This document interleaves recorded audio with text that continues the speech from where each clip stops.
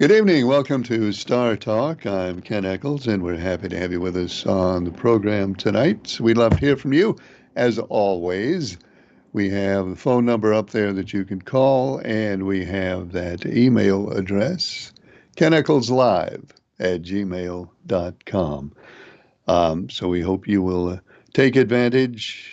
Well, take advantage is kind of a has sort of a shade to it.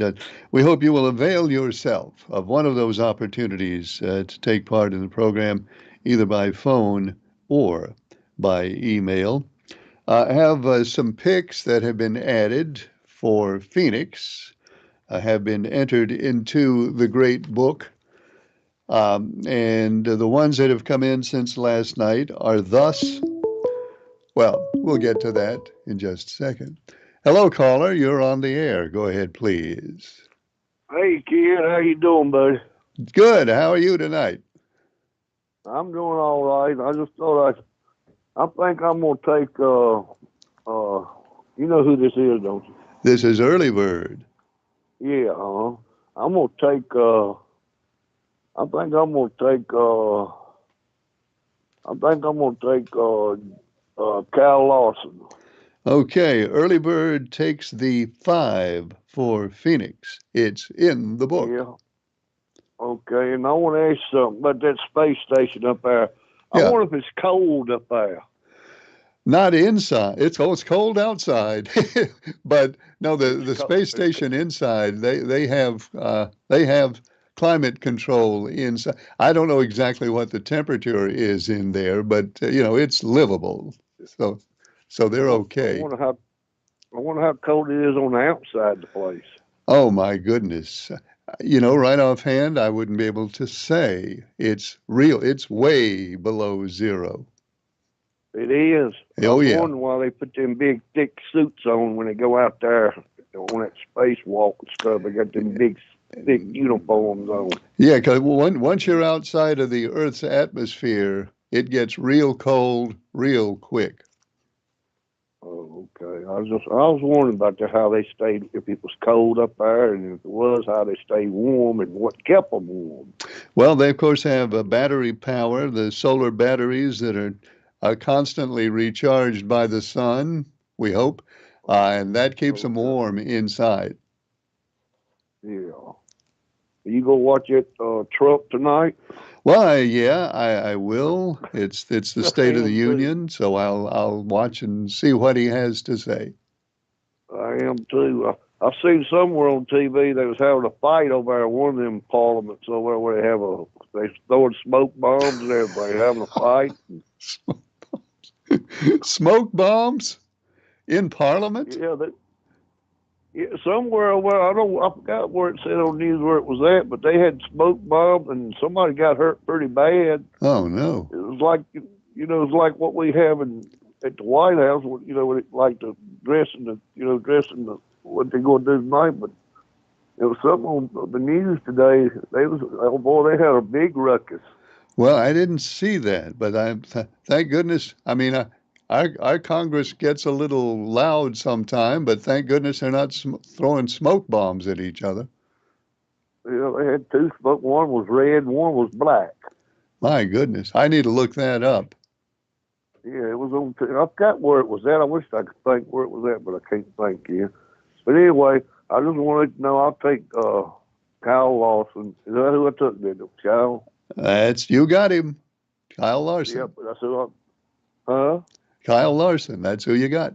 Yeah, it's right. I got Kyle Lawson. Okay, I'll let you go. Somebody else call in. Thanks for I'll calling. talk to you later. Early Bird takes Kyle Larson, and um, we'll hope that Kyle Larson can keep all four wheels on his car this week, unlike last week.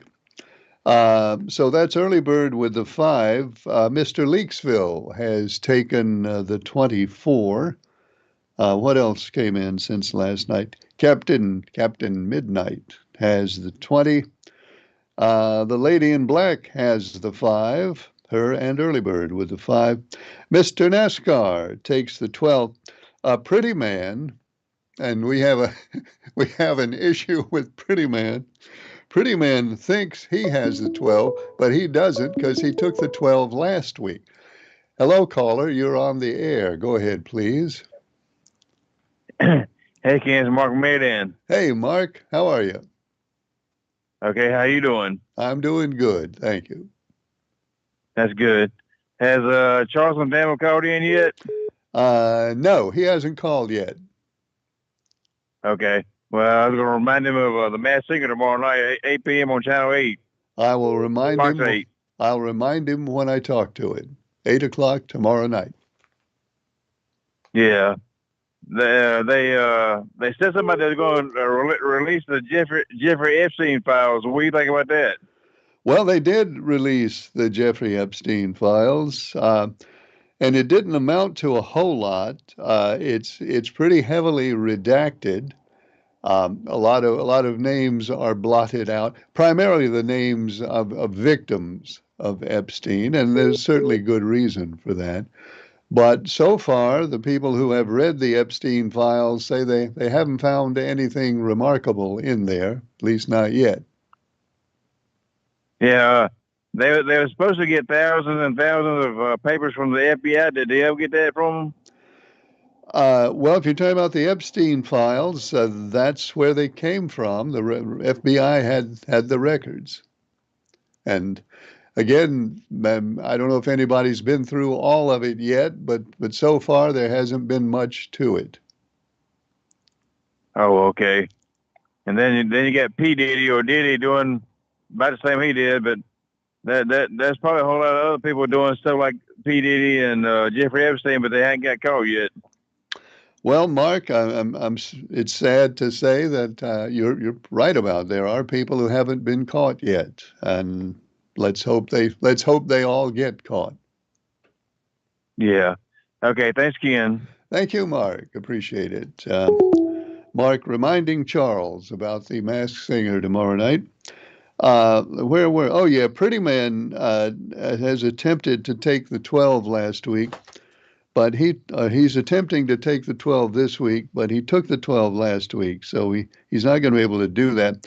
We have this email from Pretty Man that came in last night, and I didn't really have the patience to read it, and I said I would read it tonight, and I guess I will. If somebody would call right now, I would answer the phone, and we wouldn't have to read the Pretty Man email. I guess it's not going to happen right now. All right. Pretty Man. Well, actually, he's sent this email this afternoon, and I won't read it on the other. So he sent one this afternoon, scolding me for not reading the email that he sent in last night. So I acknowledge that happened. Oh, good. Here's a phone call. Hi, caller. You're on the air. Go ahead, please. Well, good evening, Mr. Ken. Good evening. Mark said to remind you about the Masked Singer tomorrow night. Well, I surely appreciate the lookout for me. I appreciate that. Thank you for it. I just want to say that I had nothing to do with that incident in Parliament in that foreign country. Well, you would say that, wouldn't you? I mean, what would we expect you to say? I had nothing to do with it. I don't know those people. I was with my secretary today. Well, that's too bad for your secretary. Anyway, whether or not you had anything to do with it, we will just consider that an unknown factor at this point, because nobody believes your denials. Well, I have a witness. Yeah, a witness on your payroll. Well, thank you, Will. That's what I pay people to do if I need something done. But which I think you've just made my point, haven't you? Yes, sir. You made my point clear to the fact. And I would like to say, if the number 5 wrecks any cars, I will not be paying for any race cars. All right. Good. That's fine. We understand that. Well, I surely appreciate everybody knowing that. I'm calling being nice tonight. I just want to say I'm getting ready to go to a meeting, so I won't be able to watch any TV from 8:30 to 12. It's going to be a long meeting. Yeah. I got to fire a few people. Oh, all right. Well, it happens. It Yeah, happens. especially, hey, if I don't get what I need or what I want, somebody's going to get the axe. Yeah, that's the way we work it here at Star News too. You got to perform, 100%, 100% all day, all night, or you're out of here. That's how we run this place. Yeah, I believe if you're sick, halfway dead, you should be working for me. Okay. All right. Well, I don't know if we have that policy or not. Uh, I'll check. Okay, well, thank you, sir. Everybody have a good night. Love to hear from some folks. And then, hey, my friend that was talking about me, I'll probably invite him down next week to have some chicken with me. All right. Good deal. Thank you. You know who I'm talking about? The one was talking about me last night about the limo. Oh yeah, I know. I know. Yeah. Well, he could probably hit me up next week about say Monday, about let's say about 8:30. It'll be a good time because I get out of there by 10:30. All right. So Well, he likes yeah. free chicken, so maybe you'll hear from him. Oh well, it's free. It's on me. I'm taking care of business. We understand that, and thank you for calling. Bye, sir. And okay. Thought we had another caller standing by. We do not. Let me get that email back up here. A pretty man wrote last night and said the following. Hello, Mr. Eccles. He's a very respectful man. Oh, wait a minute. We don't have to read it. Here's another phone call. Hi, caller. You're on the air. Go ahead, please. How you doing tonight, Ken? Good. How are you? Pretty good, pretty good. I'll take Charles up on that free chicken thing. That sounds like a plan to me.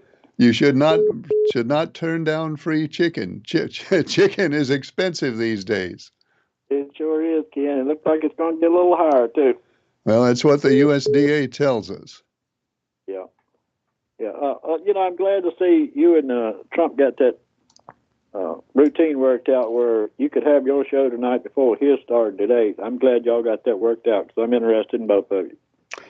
Okay. Well, yeah, we thought that was the best way to do it. I'm glad you appreciate it. Yeah. That country that the other guy was talking about was the Parliament of Serbia. Oh, really? Serbia? Yeah. What were they mad about? I don't know. You know how politicians are. They, nobody can agree on anything anymore. So, Well, yeah, but smoke bombs, that seems a little extreme.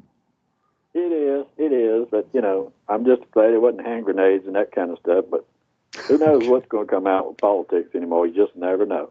Well, let's hope it doesn't come to people being carried out on stretchers. But I think he said somebody got hurt. Is that right? Yeah, a couple of them got beat up pretty bad. It's pretty much a brawl there for a while. So Good night.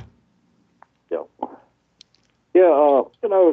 Trump actually put those tariffs on. I didn't think he would. Of course, seems like everything I predict about politics nowadays is 180 degrees off. But I'm sure it's going to be a lot of Trump voters out there pretty soon that's going to wish they'd have never seen Trump in his policies because I'm telling you, Ken, this country got a lot of farmers in it.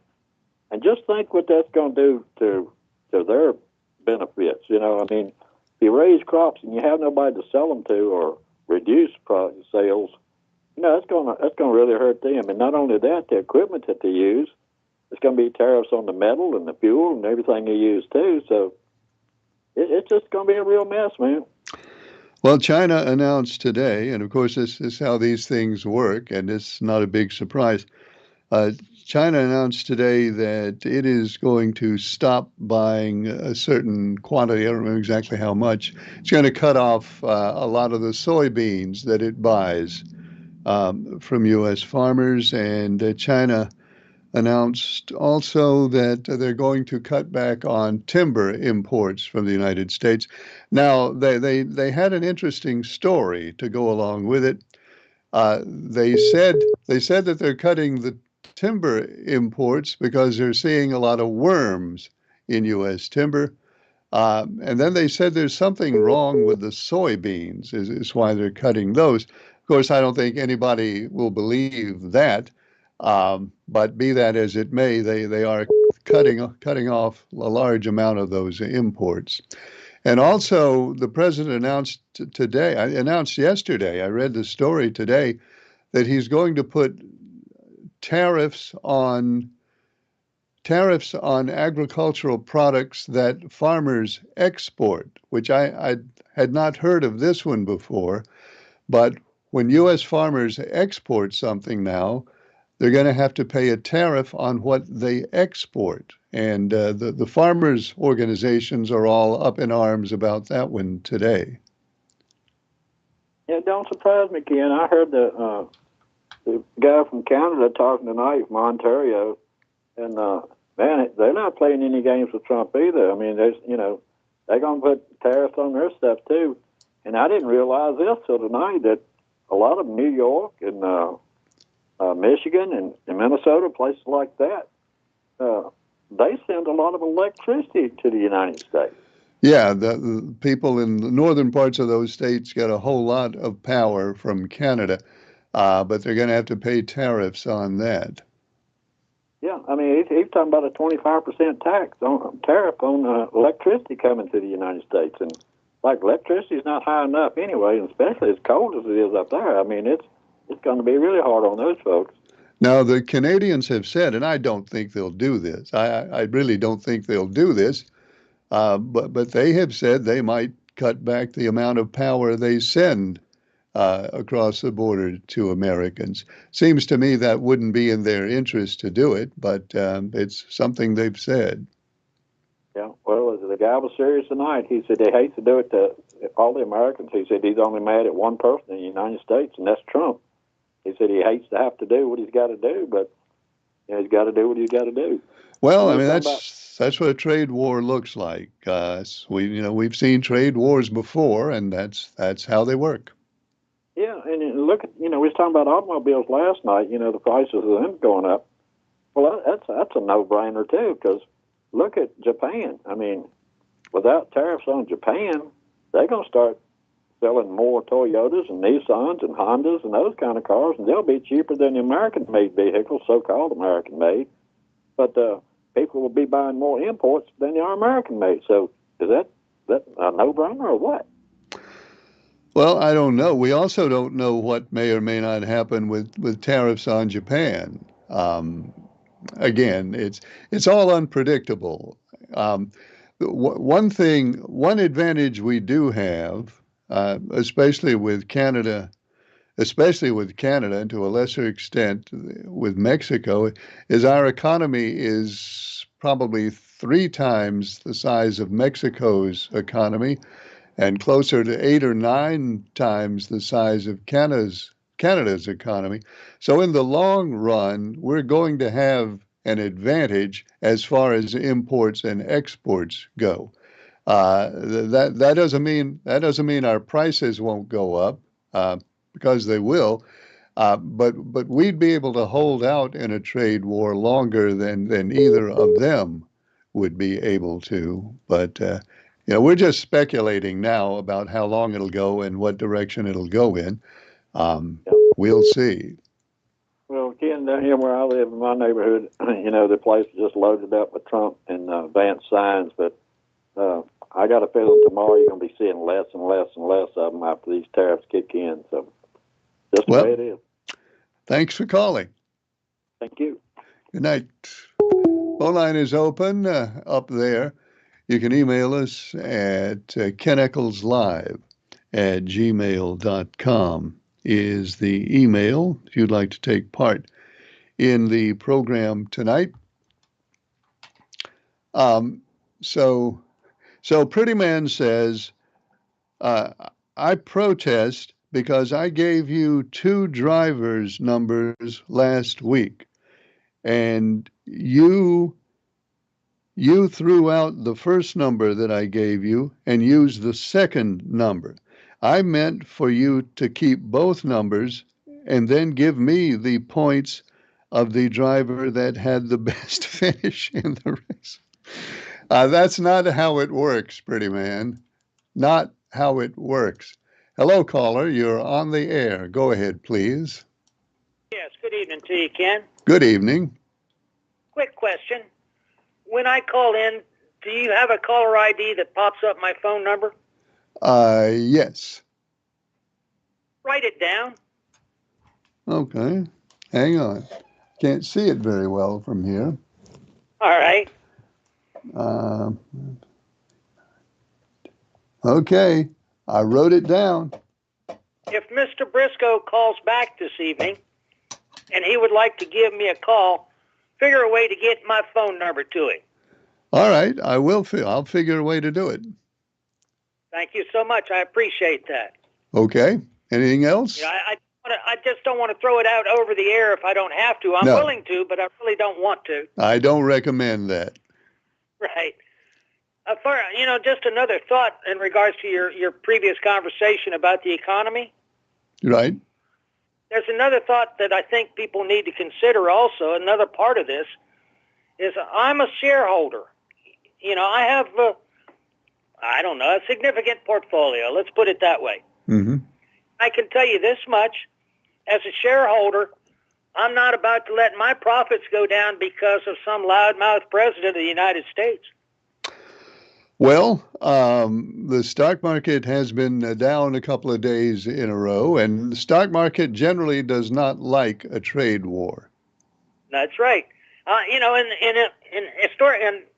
history being what it is, when he took office the first go round, the value of my portfolio dropped significantly. And I contacted my agent and I said, "What?" And he said, "Bear with me." He says, "This too will turn. Right. If you ride this horse a little, he says, this is all the impact of Trump right now." Mm-hmm. Okay. Well, he was right. It Right. recovered, and it surpassed what it was before he took office the first go round. Sure.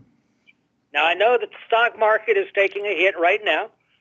That's fine. Frankly, about 40% of my portfolio is overseas. It's not invested in the U.S. companies. Mm-hmm. And honestly, if anybody looked at what their 401s or whatever, whoever's managing their money is investing it in, that's probably true for all of us. Yeah. Now, the fact remains this.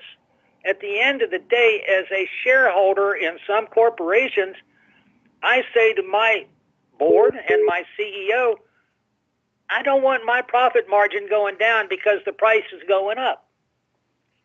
So therefore, you're right. Across the board, no matter how you cut it, right now, the consumer is going to pay more. Sure. And it's going to continue to get that way for a while. Once again, when you look at vegetables and commodities, we're paying now for stuff that was bought some time ago, Right. if you will. Hmm. The stuff that goes to market today, somebody is paying for something in the future, and what the future price is going to pay. That's called futures. So at the end of the day, it's going to continue going in this direction. And what the crime boss in chief is doing is making it far, far worse for everybody. And I take a great irony and humor in this when I look at not only the price that people pay, but the number of people that have lost their jobs. And I go, you voted for this. I don't think you thought this one through very well.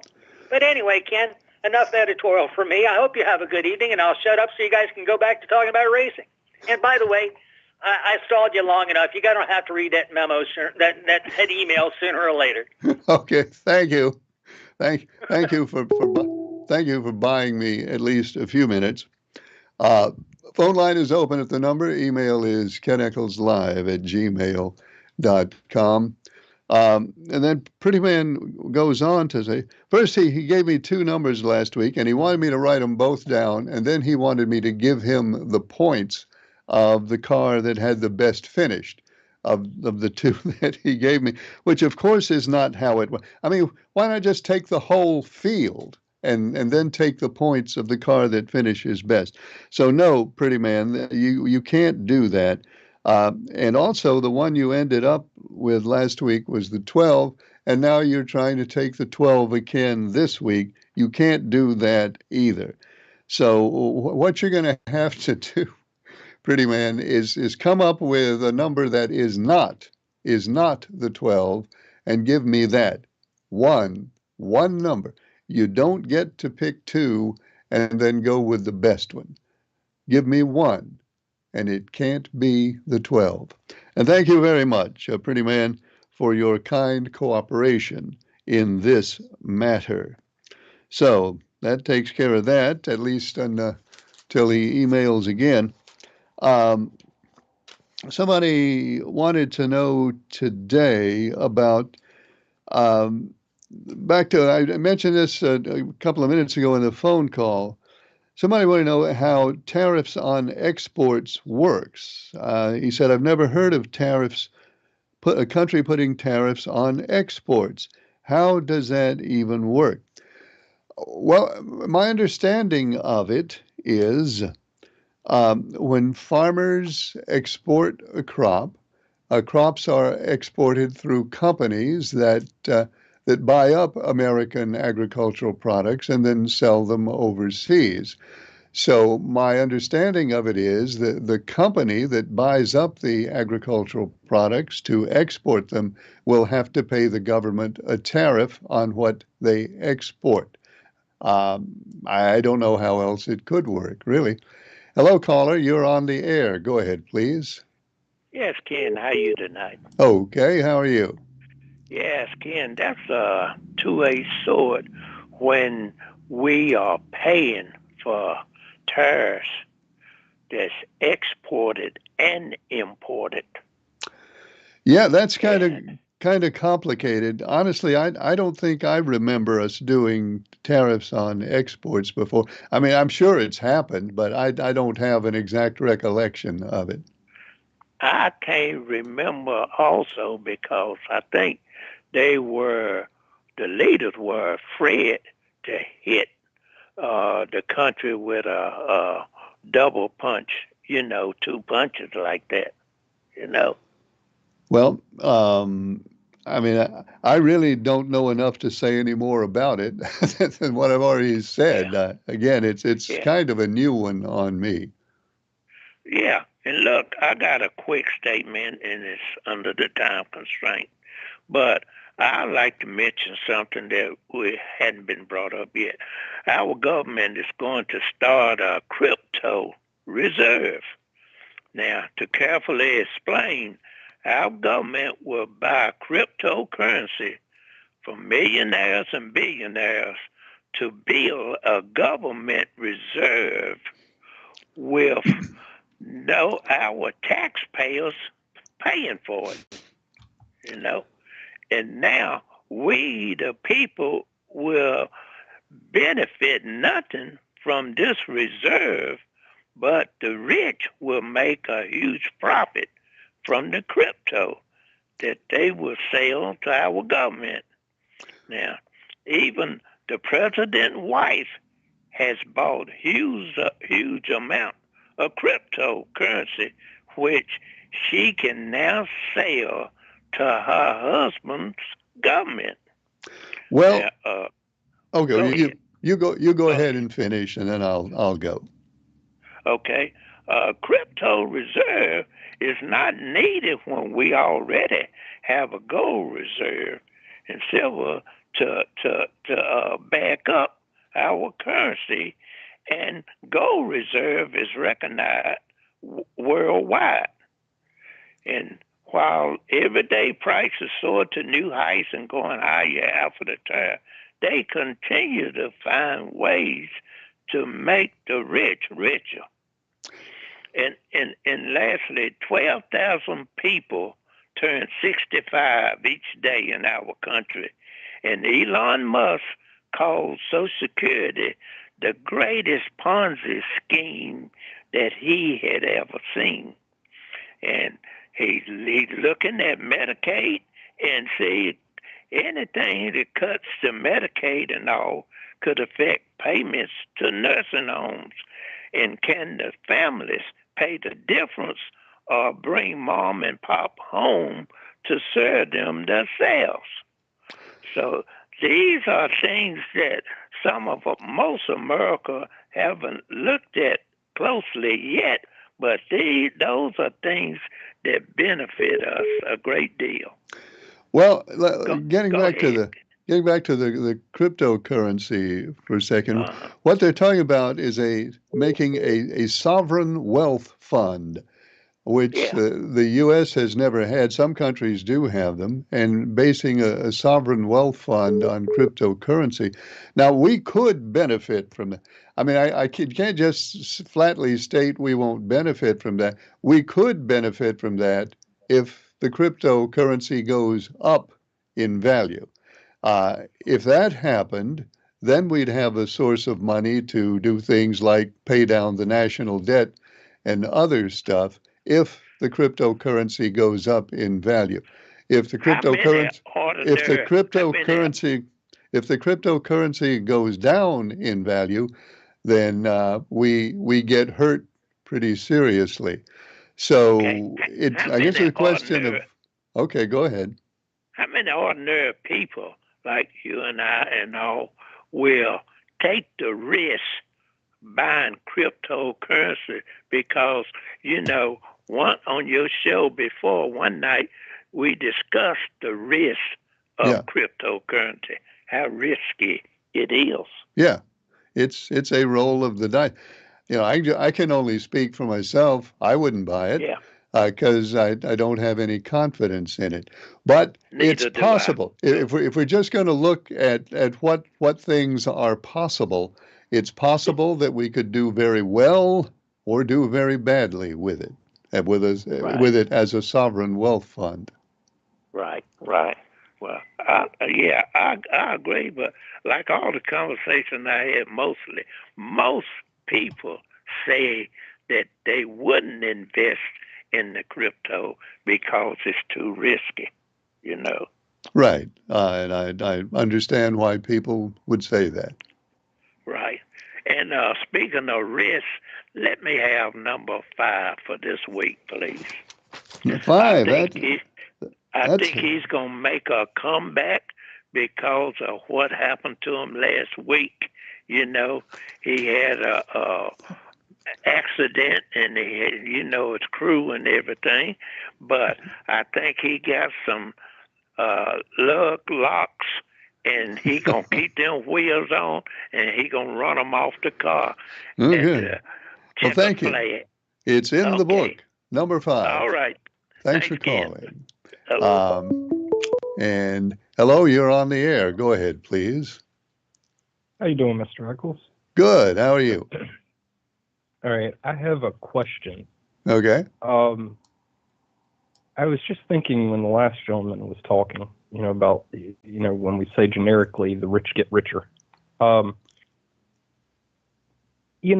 It occurs to me that, if you look, I guess, what is supposed to be the middle class, the average American that is saving for their future, they invest in a 401k or they have some kind of retirement plan, something like that. But most of that, a large portion of that, is tied to the stock market, Fortune 500 companies, that kind of thing. Is that not somewhat correct? That is somewhat correct. Yes. All right. Pension funds, big pension funds. That we hear about all the time, say Goodyear's pension fund or something like that. A lot of that is tied to these huge Fortune 500 corporations. Right. So in effect, I understand.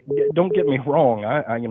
I'm certainly not rich or anything like that. But my thought process is, to some degree, when the rich get richer, so does the average person. Your individual wealth is tied to a large degree to these large corporations. Right. What's good for the goose is good for the gander. The issue, I think, what a lot of people have is that, unfortunately, the wealthier tend to get more wealthy at they share a higher percentage of those profits than the regular person does for the amount of time that the person gets to enjoy those profits.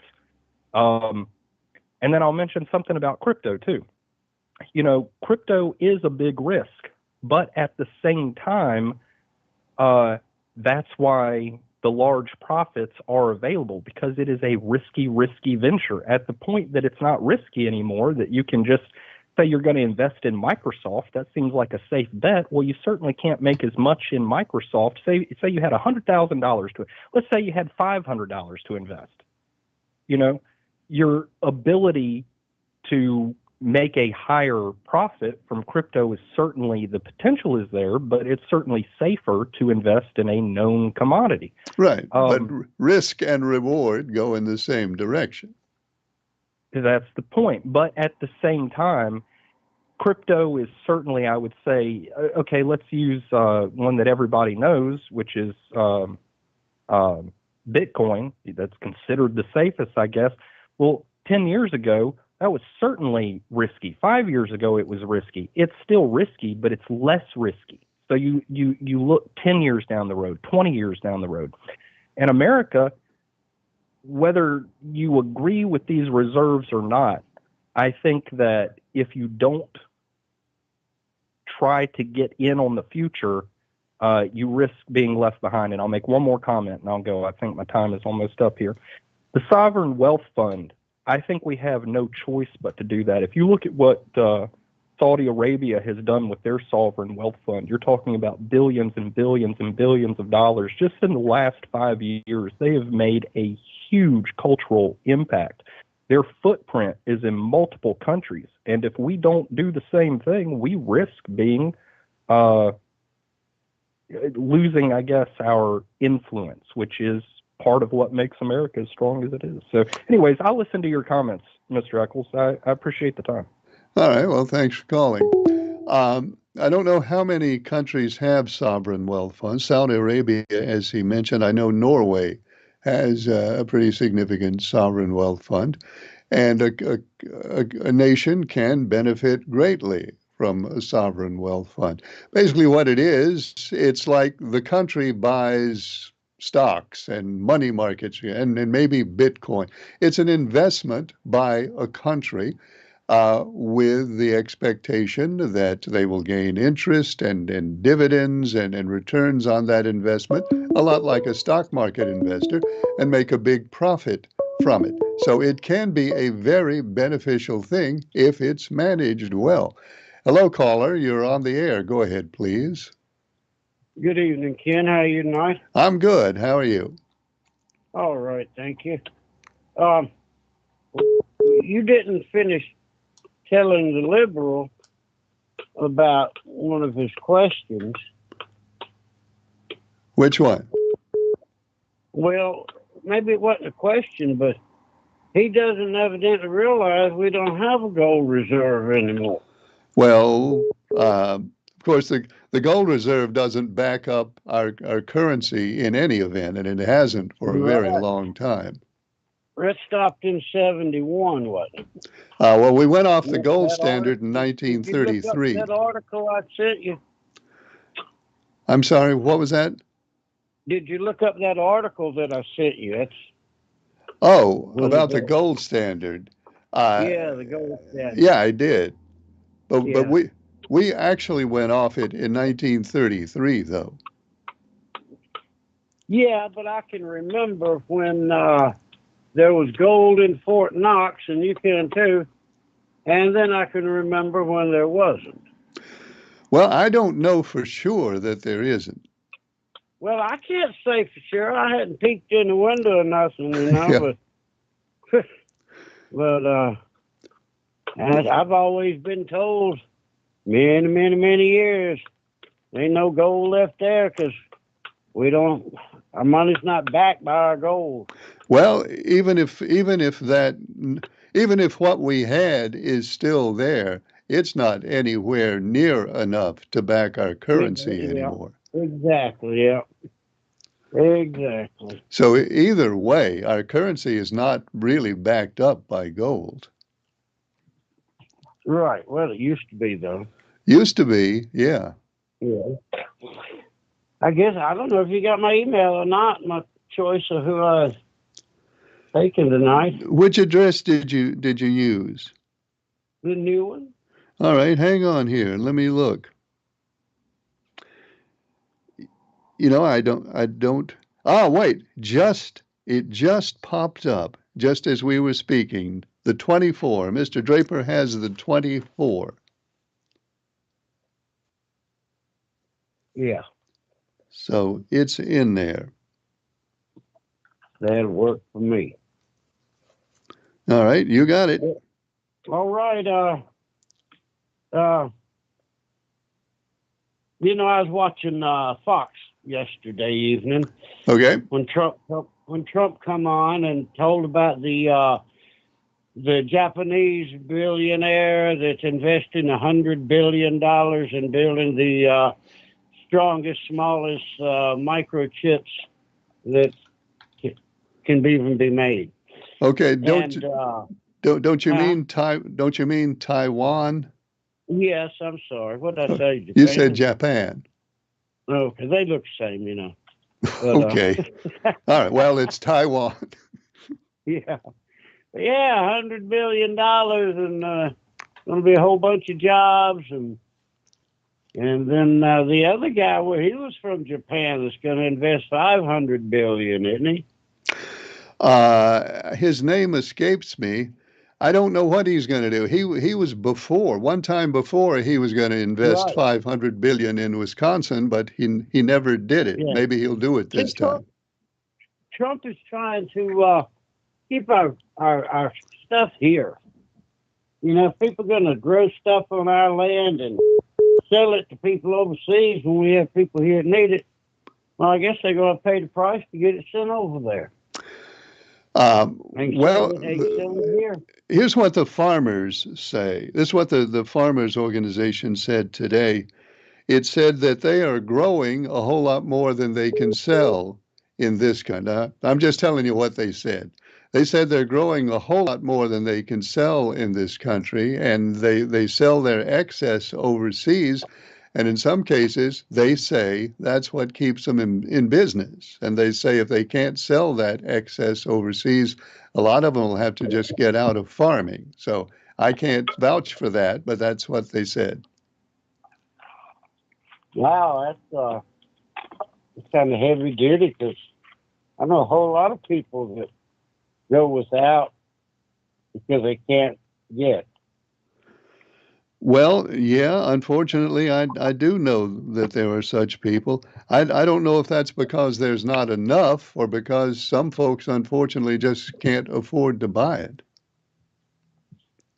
Well, yeah, that's what I'm talking about.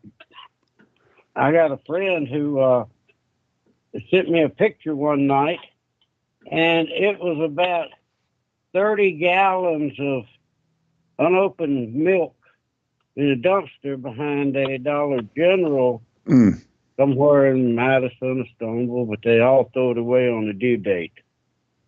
Well, I'm sorry they do that. They don't have to do that. I know it. I think that on the due date, they're going to throw it away. They could call someone that could get it drank before the morning.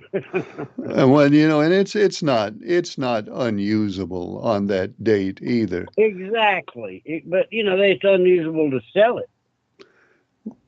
Well, yeah, I guess it is, but that due date is a lot earlier than the point at which it spoils. Yeah, it almost always is. It really is.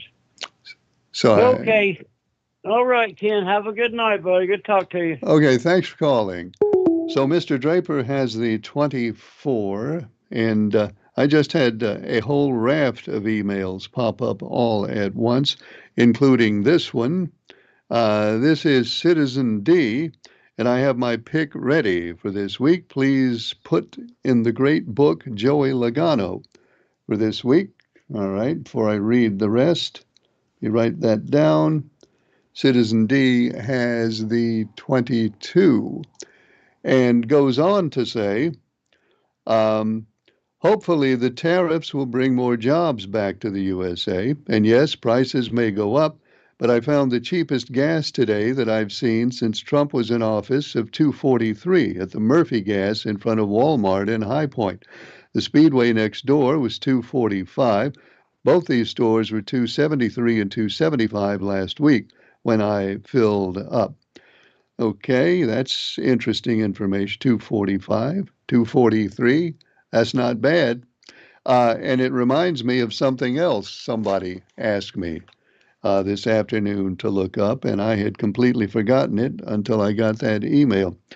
Somebody wanted to know what is the average price of unleaded gasoline right now in the United States, and what was it on January 20th when Donald Trump was inaugurated? And here it is. On January 20th, when Donald Trump was inaugurated, the average price was $3.11 a gallon. Today, and these are numbers from AAA, is where these things come from. Today, it is $3.10 a gallon, so it's gone down 1 cent. Now, we're better off in Rockingham County. In Rockingham County, it has gone down about 8 to 9 cents a gallon in the past month. So good for us. Not everybody's been that lucky. Some places it's gone up, but we've done pretty well here. Hey, caller, you're on the air. Go ahead, please. Ken, how are you this evening? Good. How are you? I'm just fine, Ken. Ken, it was Saturday, day before I went, Sunday, before Sunday. I was at the car wash there. I live in Danville on 3rd Avenue, and I was on the car wash on Arnett. And I was washing my car before I go to church that Sunday, last Saturday. And I kept hearing a dog bark, and I was washing my car, and people was right ahead of me up after you pull out the car wash. They would drive the car off. And I heard the dog bark, and I thought maybe the dog might have been inside the dumpster. It was a dumpster sitting there. Yeah. So after that, I kept hearing him, and I looked on top of the bank up there, and I didn't see anything. So when I finished washing my car, I said I pull it up there next to the dumpster and wipe it down. So when I did, I pulled up there and I looked behind the dumpster. There was a dog, Ken. There's a pit. It looked like a pit bull, but somebody had laid it down there on some like a dog mat or something. The dog was one number skin and bone, and they had left it back there. And he was barking, gosh. And that dog was barking, and he was barking, and it was on his last breath, I guess. But anyway, I called the animal control, and before the animal control got there, the fire department came, and the 2 police officers came, and they asked me, "Was it my dog?" That's a very serious crime right there. Yeah, They catch someone that did it, But I told them it wasn't mine, but it was very sad to see that dog laying there. And I mean, all the people that had been there that day, and nobody did anything. That's what bothers me. I'm an animal lover. I love animals, and my wife does too. That is a terrible thing for somebody to do. I mean, if it comes to the point, if you've got an animal that you cannot take care of anymore, then there's an animal shelter everywhere. There's always something you can do other than just dump it somewhere. There's just no excuse for that. Exactly, and like I said, right over here next to the city farm, there's the animal shelter right there, Paula Dean. And I mean, I took a picture there, and I put it on Facebook right there. But I know one thing, Paula Dean, she's the manager over there. If she was to have known who done that, she would really have some fun with them. They would pay her healthy fine for that and probably have some time in jail behind it. So, it's a crime. It's against the law, and people ought to be held accountable for it. It is. What had happened though? They had starved the dog to death because one of the fire department guys that was standing there, he said it had seen it because I guess they had seen this before, and then he said he could smell it, the dog, like it had kidney failure, They had starved it so much, and fed it. So I just wanted to call in, and I hope the person that did this right here is listening to this on the TV tonight. Well, I wish they could be found and dealt with. I really do. Exactly, Ken. So anyway, okay, thank you for taking my call. Well, thanks for calling.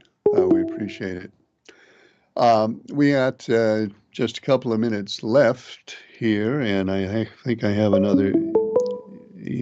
Well, I definitely have another phone call. Hello, caller. You're on the air. Go ahead, please.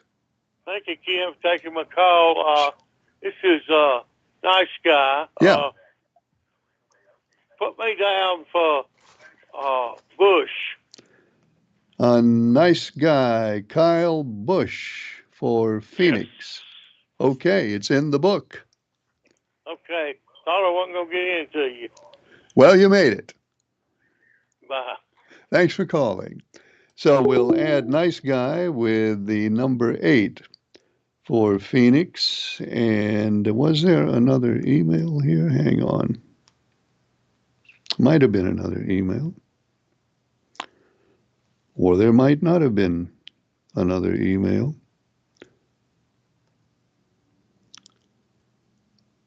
Oh, see, good evening from Greensboro, Ken. We're watching Star News on Channel 47 on AT&T Fiber, and programs seem to freeze up for about 5 seconds, then play for a minute or so and repeat. Your live show doesn't freeze up.